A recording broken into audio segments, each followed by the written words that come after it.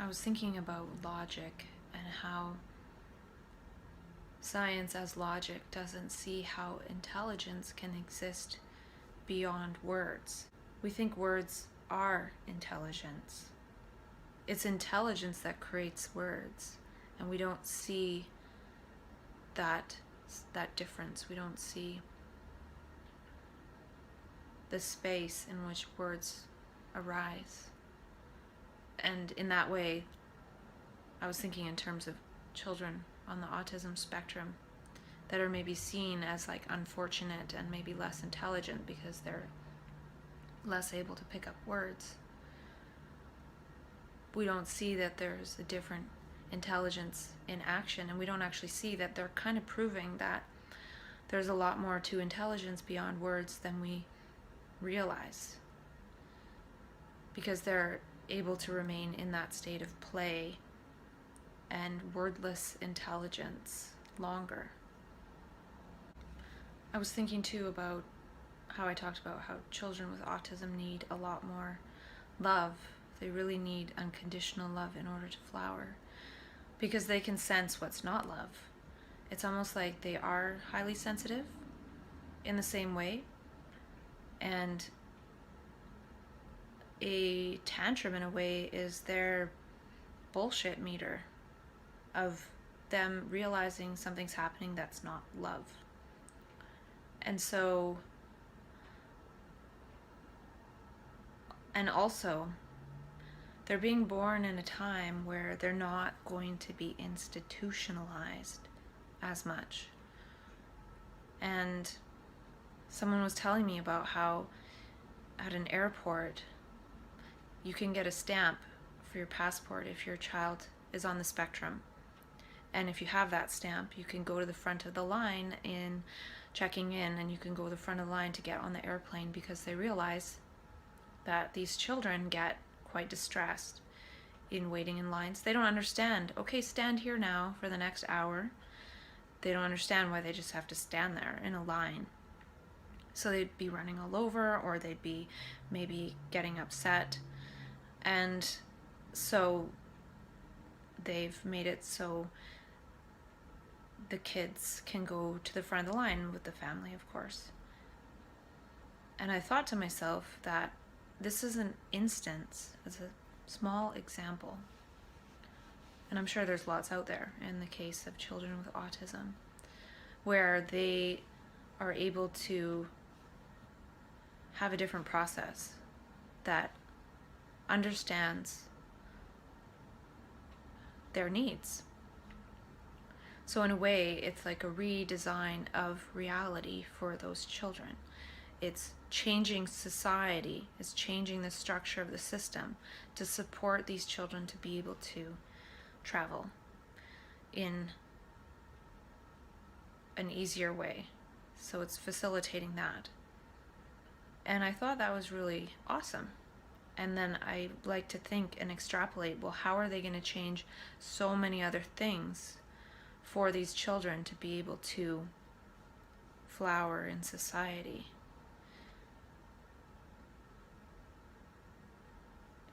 And I wonder if they'll ever realize and be able to create the space for these children to grow up and share what it is their gift is. Will we even create the environment that allows what it is that's trying to flower through these children to actually flower? It's one thing to create easier travel. It's another thing to create easier education. And it's another thing to even be able to recognize with our logical minds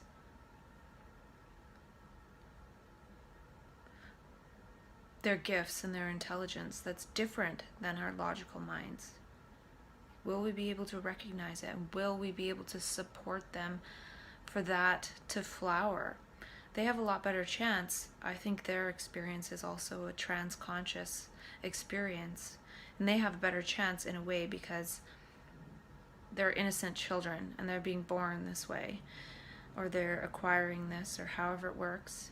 And you can't really, drug them up on antipsychotics when they're having a tantrum. And that's what happens to people that go into trance consciousness later in life. And so those people aren't allowed to flower either. They're suppressed. It's one thing to design things into reality so children with autism don't have tantrums. And it's another thing to design it in such a way that they have the space to explore so that they actually flower. Not just giving them enough space so they don't get angry and have a tantrum. Giving them more space so they will flower in a way that surprises us. Maybe at some point we'll actually be able to see what it is that they have to offer. We might have to create a gentler world for them. And we all have to be gentler in order for that to happen. And I thought about the algorithm again. That's probably my next theme, is the algorithm. And I was thinking that the algorithm has something to do with oneness and how we arise in relationship. And that relates to how I arise in relationship and working in the mental health system, in the paradigm of mental illness, which is against the algorithm of what it is that this energy wants to be one with. Because I've felt before that I'm sort of whatever is happening in the situation. And maybe that's getting stronger, because last time I was in the psych ward, it was not pretty. I really felt like I was turning into a borderline, as they're called, by the medication that I was given and the situation I was in. And it was really scary and difficult to get myself out of that. And I got out just in the nick of time. And I feel like now, I'm feeling fine right now, but if I get into that situation where I'm starting to go downhill, then it starts to justify the paradigm that I'm in. And I don't want to be in that.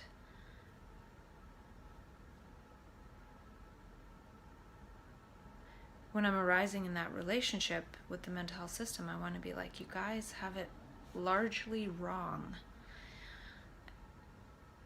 And maybe I feel that more in my heart, more than I'm able to explain to people in logic.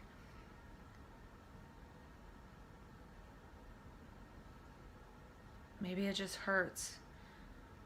Maybe it hurts partly not just because of how the system is today, but what it's done to people over the years. Maybe my brain is extrapolating. Maybe my brain is seeing the implications. And maybe my senses, my feeling is feeling that.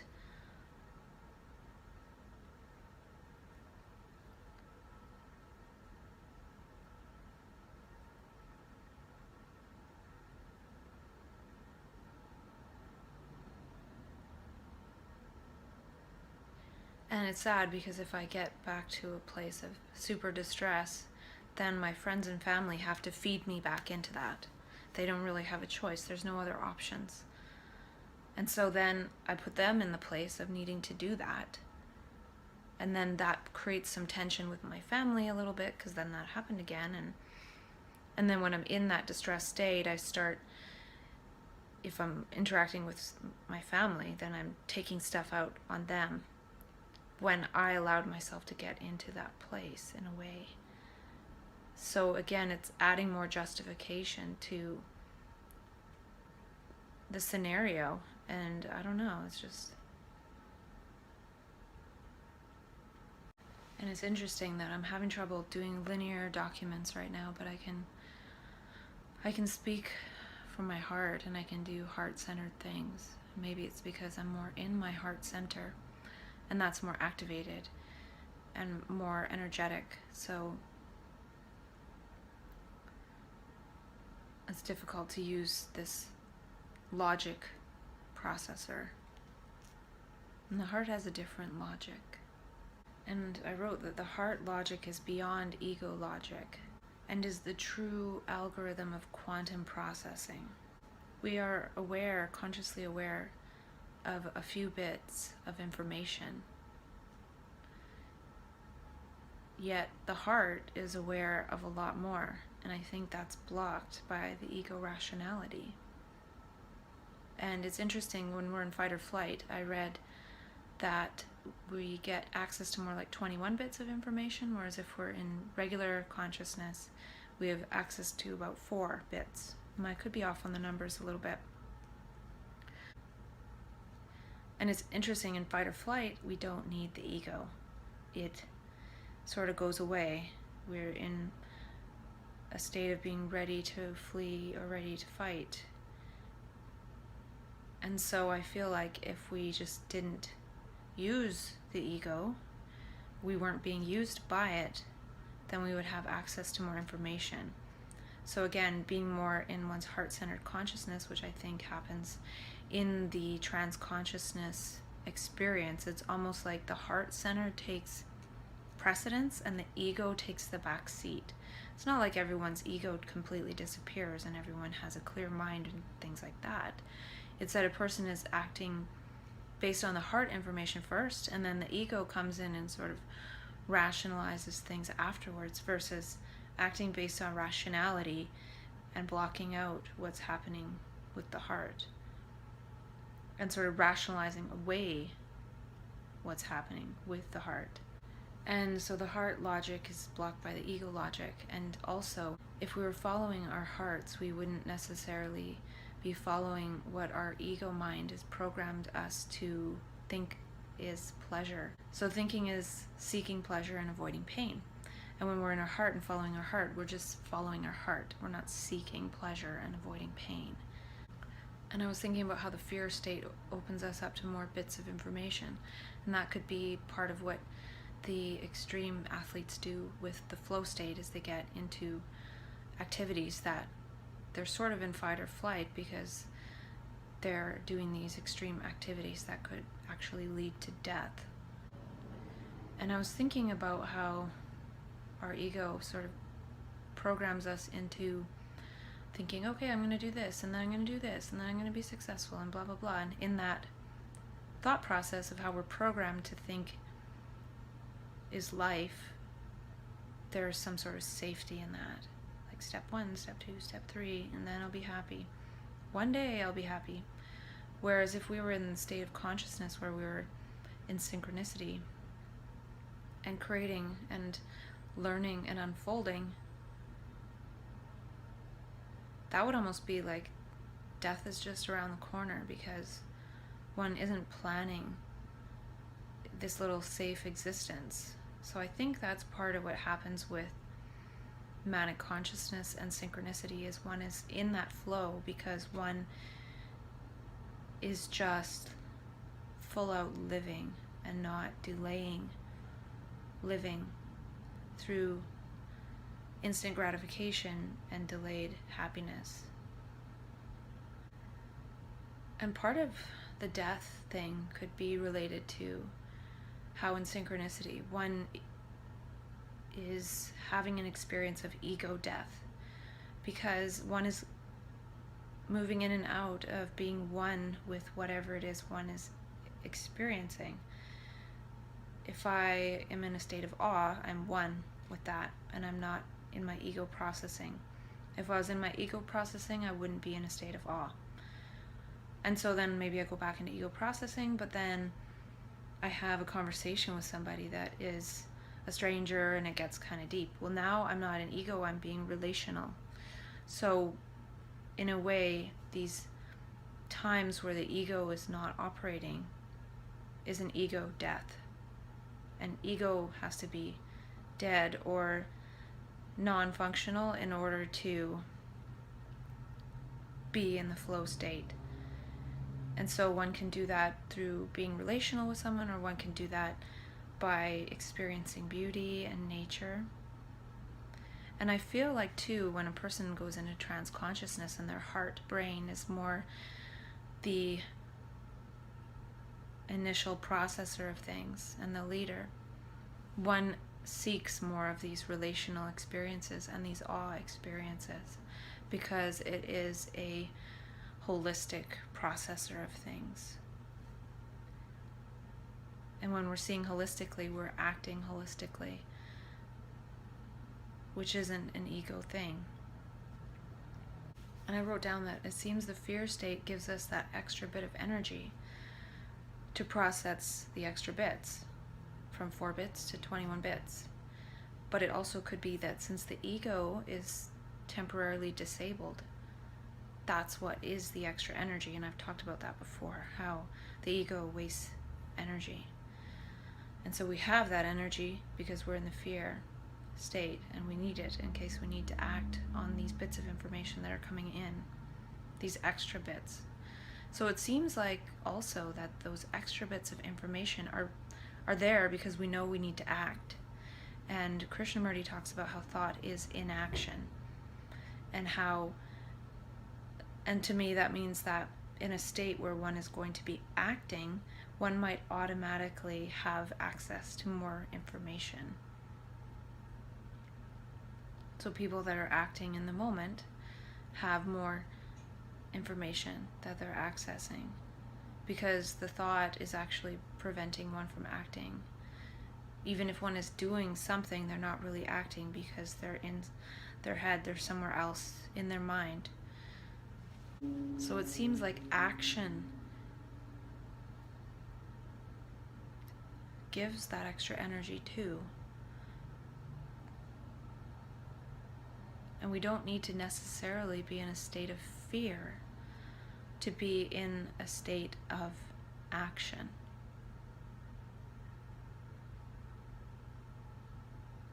And in the same way, I could almost think to myself, if I'm feeling something that feels like fear, it is processing more information. So it might be felt as fear, but it could actually just be more information being processed, and that is sort of tied into or coupled with the fearful state in our physiology.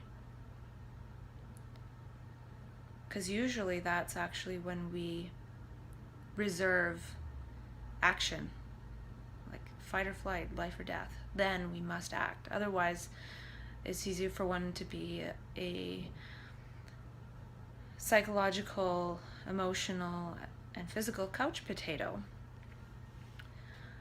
So in a way, that sensation of supposed fear or anxiety could just be action calling.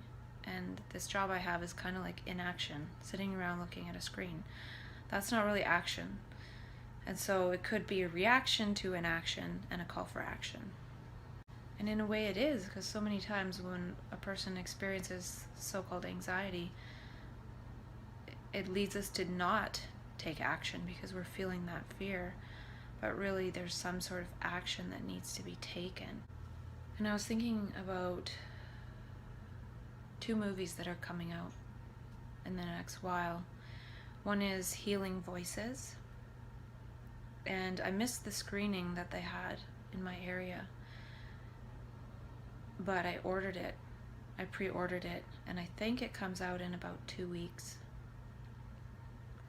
And I'm curious to see what kind of language they use, because when I went to the Voices and Visions group the other week, they talked about how we don't use medical language, blah, blah, blah.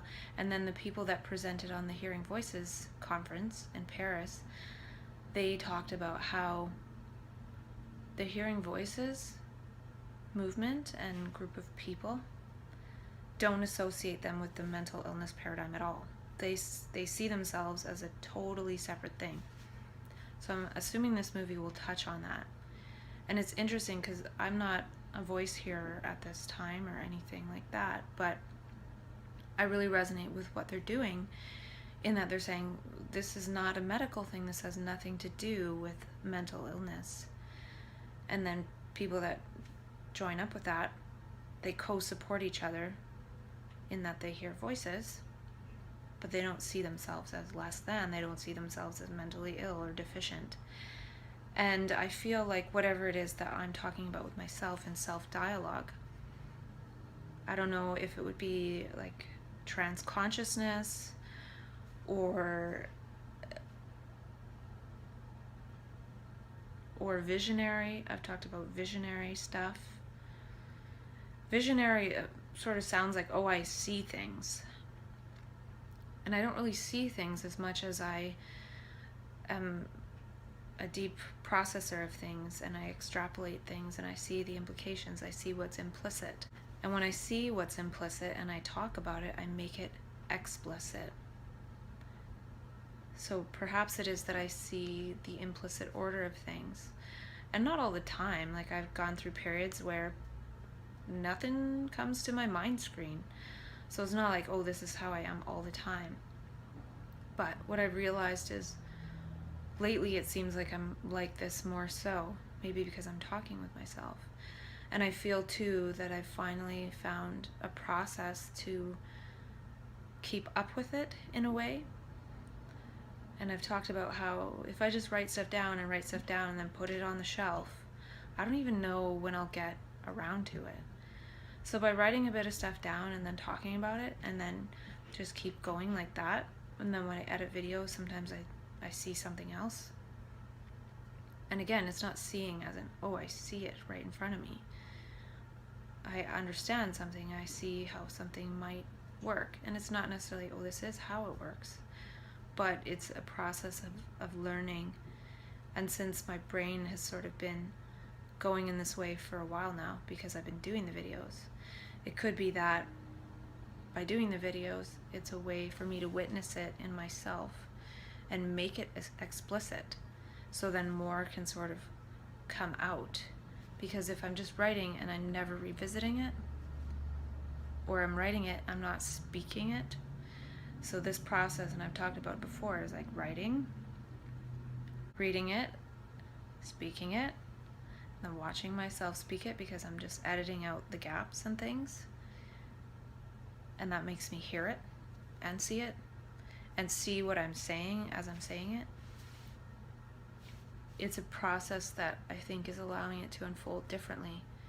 Because I remember in the very first time I experienced this sort of opening up of my brain. I saw so much and I wrote down so much, and a lot of it was disjointed and didn't really make sense, but some of it did.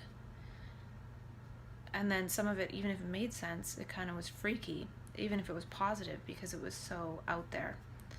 But now that I've been talking to myself enough, I think I've created enough context that it's slowly building on itself. Instead of something being so far out there, it's something that is an extrapolation of something I extrapolated, So it's not freaky. It's not like this giant leap that kind of scares me. I remember one time I was like writing something about E equals MC squared or something.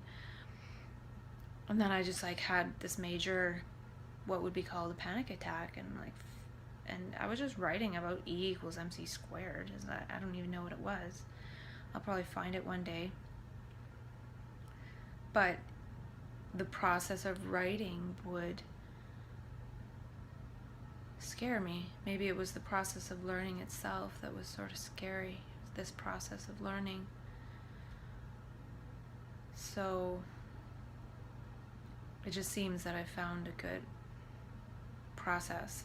And I think I've talked about before too that it would be impossible to really do this with slower internet and a crappy phone.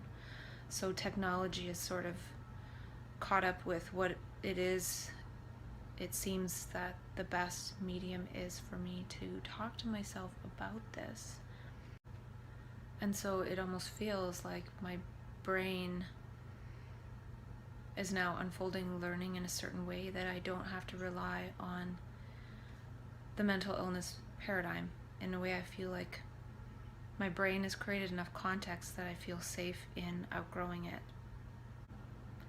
And it would be awesome if I could outgrow the need for medication and outgrow needing to go to the psychiatrist, and I don't even think I really need them. I think I talked about before how I could probably do without it if I lived in a peaceful place. And I don't mean like I have to live in the middle of nowhere. I just mean in a neighborhood that doesn't have trucks going by every 5 minutes.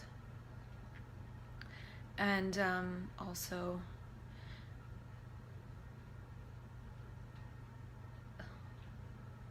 that might be the main requirement. So maybe it would be better for me to quit my job, find a peaceful place to live, taper off the medication, and then say bye-bye mental health paradigm, and then have whatever it is that I want to create outside of that, and not feel like, oh, I'm a hypocrite because I'm still taking medication, yet I'm saying I don't have a medical problem. So that's kind of the process, and I think that would need to be tied into embodying my mania and things, because if I wasn't yet embodying my mania, then I wouldn't be living according to my heart, and if I'm not living according to my heart, I'm going to need medication for my brain. So it's important for that to happen too. So I think it'll unfold naturally, and that's why I'm not releasing these right away, is because this is really for myself. This is a self-dialogue with myself, for myself.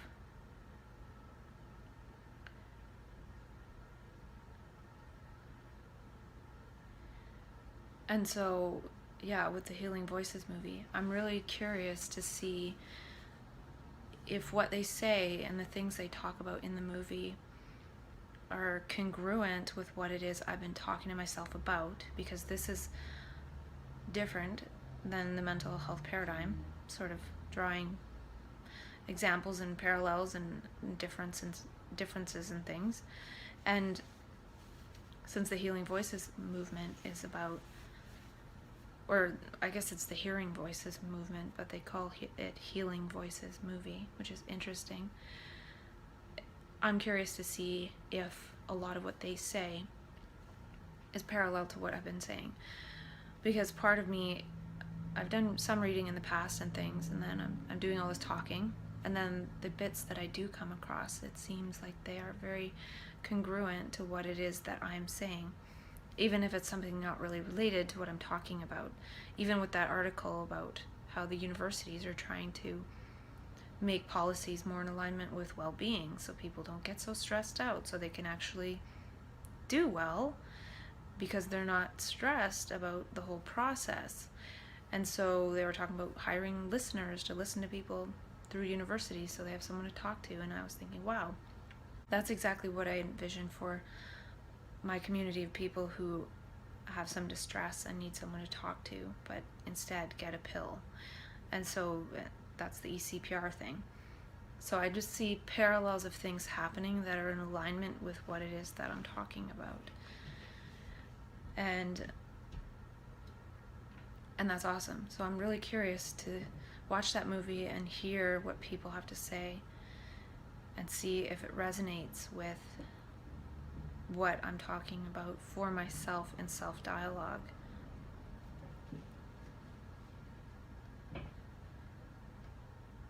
Because to go with what I'm saying, if it's a different line of intelligence, or it's a line of intelligence we all have, it's not different. It's just different than the one we've been programmed to think is intelligence, which isn't actually what intelligence is. It's sort of like a fake, it's like it's an artificial intelligence, actually, and that's what I was thinking. I was thinking thought and reason and logic is artificial intelligence. It's intelligence put over our natural innate intelligence.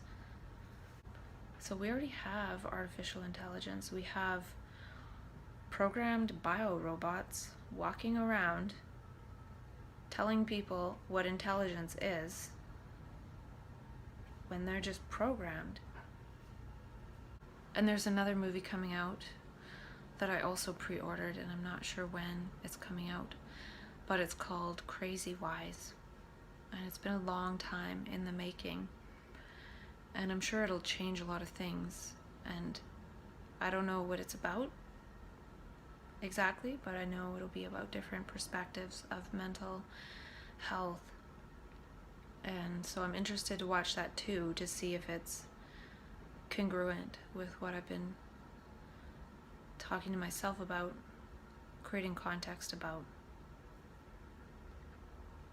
And I'm wondering what I'll be able to extrapolate from those movies. I'll definitely do that.